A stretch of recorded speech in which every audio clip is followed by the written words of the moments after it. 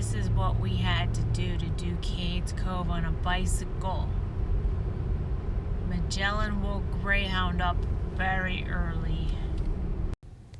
Okay, see how you can't see anything? It's because it's fucking dark, okay? This sucks. Do you see what time this is?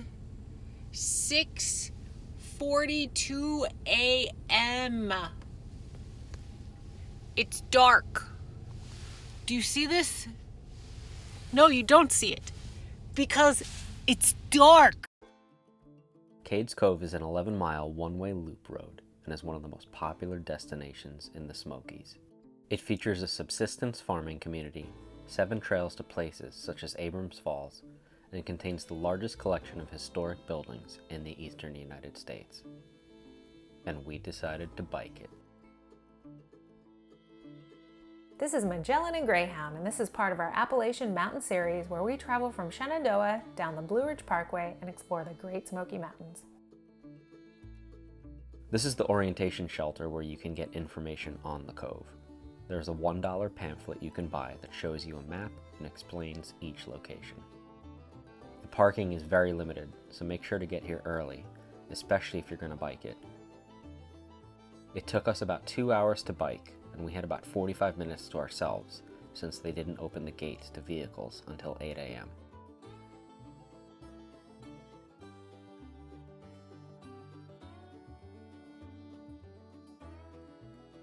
Your first stop is at John Oliver's place, who first bought the land in 1826 and lived with his family here until the national park was established 100 years later.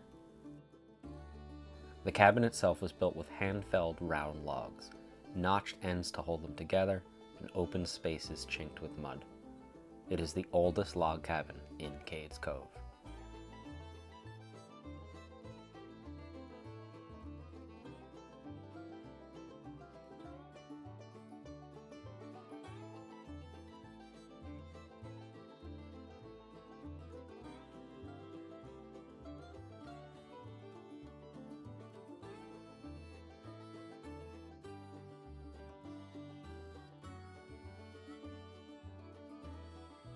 The primitive Baptist church was built in 1827 by some of the earliest settlers to the area, and some are buried in the cemetery beside the building.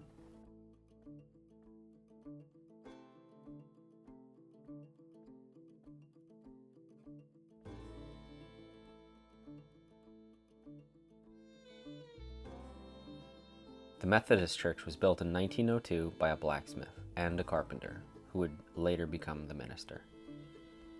The 2 doors signify the common Methodist custom of the separation of men and women seating inside, although this church did not follow this custom.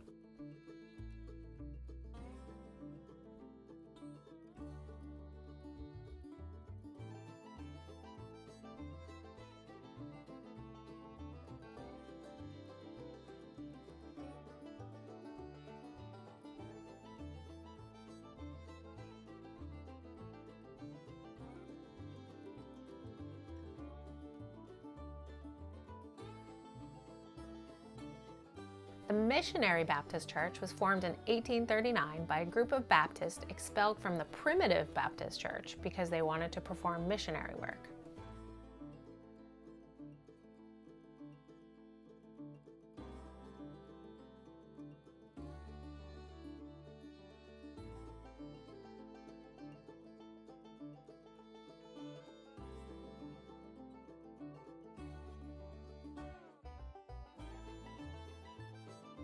Wildlife is everywhere in Cades Cove, and this is one of the reasons we decided to bike it, so that we could pass the many vehicles that stop to take pictures.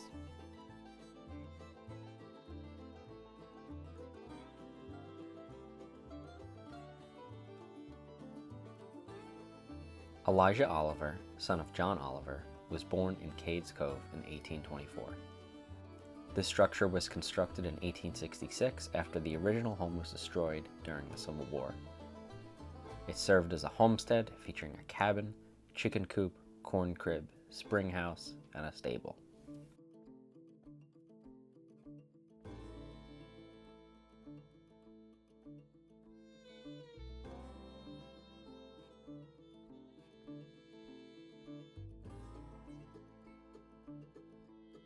About halfway into the cove is the Cable Mill Historic Area and Visitor Center.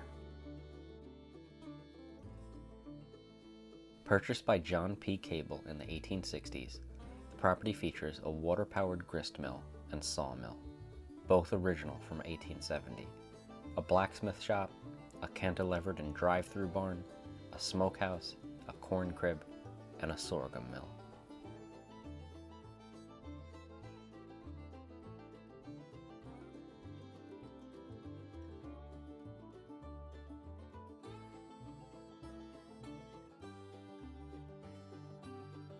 On this old wagon road, 3 different Shields family households lived, a member of which became a ranger in the park and later wrote a book about Cades Cove.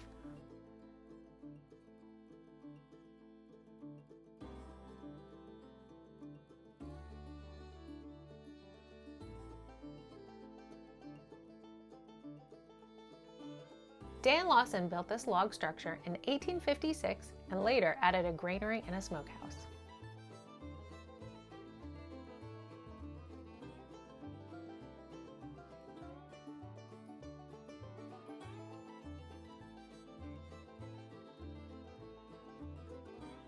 Tipton Place was built in the 1870s by Colonel Tipton, who served during the Mexican War, and features a woodshed, smokehouse, blacksmith shop, and bee gum shelter.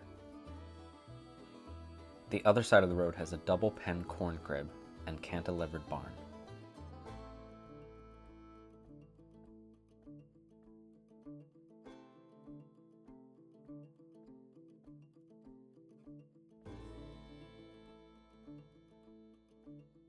The Carter Shields cabin was built in the 1880s and later purchased in 1910 by a Civil War veteran, George Washington Carter Shields, who was injured and disabled in the Battle of Shiloh.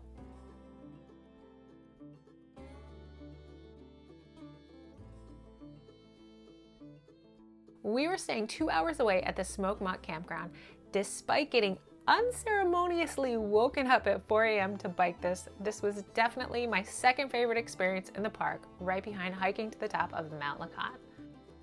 And I concur. This is Magellan. And this is Greyhound. If you enjoyed this video, give it a thumbs up. For more epic road trips, kayaking, hiking, and other outdoor adventure videos, please subscribe to our channel. We'll see you on the trails or in the water.